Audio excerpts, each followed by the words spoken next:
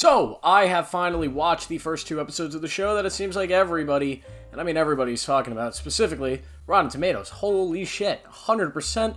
I have not seen critics gush about something like this in a long, long time. Of course, I'm talking about Shogun, the brand new series which takes place in early 17th century Japan and is supposed to be like this Game of Thrones-esque show in the feudal Japan type setting. And when I say Game of Thrones, what I mean by that is it's a show that's mainly focused on its political scheming. It's scheming for power. It introduces all these different figures who all want power. Some of them don't exactly want power, but they want something. And all these different characters and these different people are sort of just scheming against each other and fighting. But you also have the intense violence, the graphic violence, and really the dark grittiness of the Game of Thrones universe, but instead you have it here, which takes place in our real world, a few hundred years ago, in the past, in Japan, in a setting that really we've been kind of craving to see some sort of live-action adaptation of. We haven't really had a movie or a TV show in quite some time take place in this timeline. The closest thing we've really gotten was Ghost of Tsushima, the PlayStation game, which is fantastic. I recommend it if you haven't played it. It is amazing. It's also getting its own film, so we will be getting a sort of feudal Japan-type film in that setting, but we haven't really gotten it in a way that Shogun sort of delivers it till now. Now, what do I think of this show? It's kind of hard to judge it because it is only 2 episodes, and this is probably going to end up being a long series. It's really popular right now. I'm not going to be shocked when it gets greenlit for a season 2, and we'll see how the rest of the season goes. But based on the first 2 episodes, this is one of the strongest introductions to a television show in quite some time, to a show like this at least, to a historical epic. Obviously, there's shows like Succession and The Bear, which start fast and start furious and really hook you quick, and those shows are somewhat new. Severance, that's another show on Apple TV. That's another show that really, really hooks you quick, and it drives its teeth into you. The show is a much harder sell because it is sort of a period piece. It's a show that takes place in a historical period of time, which might not be everybody's cup of tea, and it's going to be some other people's main cup of tea. For me, I love shit like this. I want to see a show that takes place in pre-anime Japan before they started doing weird shit like this. Don't fuck with me! I have the power of God and anime on my side! But for other people, like, it's a hard sell to watch a show like this, and this show does a great job of immediately hooking you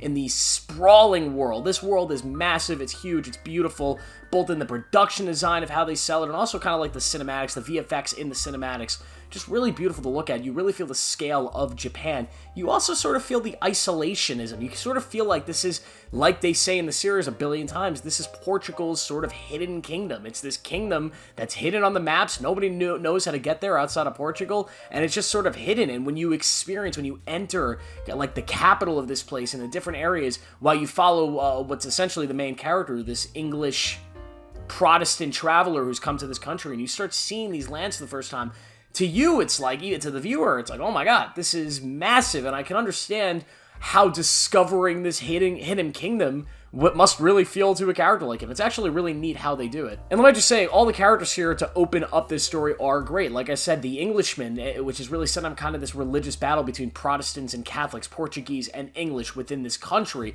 It's a really good hook of a storyline to get you invested in the outside of Japan storyline, the outside Japanese historical storyline. And I sort of kind of know where this is going, if it's going to follow historical context. If you've seen a movie like Silence, you sort of know what ends up happening to the Portuguese, to the Christians. At least I think so. Maybe my history is not great, but I'm pretty sure, not so great shit's gonna happen to them. But the Japanese characters are easily the strongest one. The main one we really follow, who's sort of one of these 5 strongest people within the country, he is amazing. He's the only actor in the show that I really recognize. I've seen him in different stuff, but he's so cool. He's kind of silent, badass, kind of methodical. He seems like he's in trouble, but he also seems like he has a plan. He's a very methodical character, and he seems to be one of the main focused leads here. He kind of feels like the Ned Stark of the show. And we'll see where, if he continues to follow that path. Hopefully not.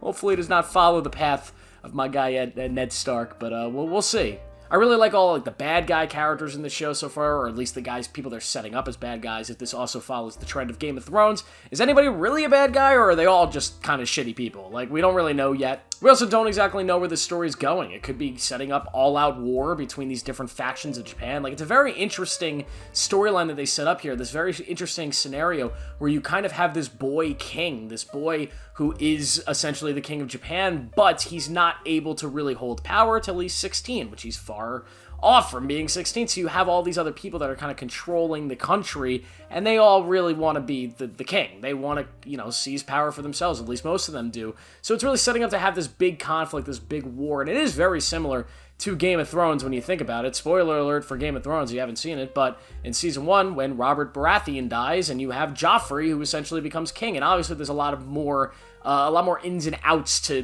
why that's significant and why that sets up a major war, but essentially when Joffrey takes over, it opens up a massive war, the War of the Five Kings, where all these different people think they should be the king in this new kingdom, because Joffrey's not the rightful, not the rightful heir. Even those who think he is the rightful heir, they just don't want to listen to him. So there's a big war, and it's kind of the same thing here. You have this king who's a boy, and you have all these other people who want power and think this is the time to seize that opportunity, which makes this show very fascinating. And I don't want to say that there's been a void since Game of Thrones has gone off the air of a show like this, because we've had Succession, which is very much a Game of Thrones-like show, just without, like, the violence. But Succession is essentially the same shit as Game of Thrones. They're fighting over power. That's all it is. This is pretty much the same thing, just with the violence and without the dragons, which is cool. But we've also had House of the Dragon. So I've seen a lot of people say, like, oh, this fills the void. It's like, no, fucking Game of Thrones filled the void of Game of Thrones. Like, what are we talking about? House of the Dragon kicks ass, and it's coming back. So we're gonna have 2 shows like this at the same time?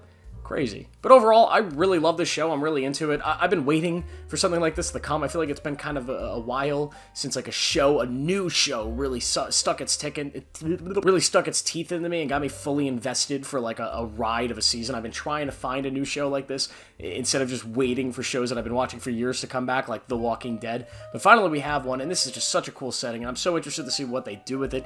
It's a very interesting time period in Japan. I would like to see them go back even further in time. Like I said, we're getting Ghost of Tsushima, so that void will be filled. We will have a movie or some sort of, live action thing in that time period. But I'm excited to see where the show goes. I'm excited to see how the action ramps up. I'm excited to see if they keep up the political scheming. I'm excited to see if they're going to recreate Ned Stark's arc here.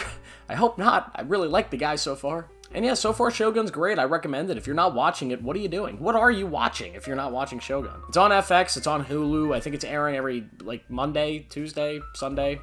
I don't know. Don't ask me. I'm not here to promote their damn show. Come on. That's the video, guys. Thanks for watching. I'll see you in the next one.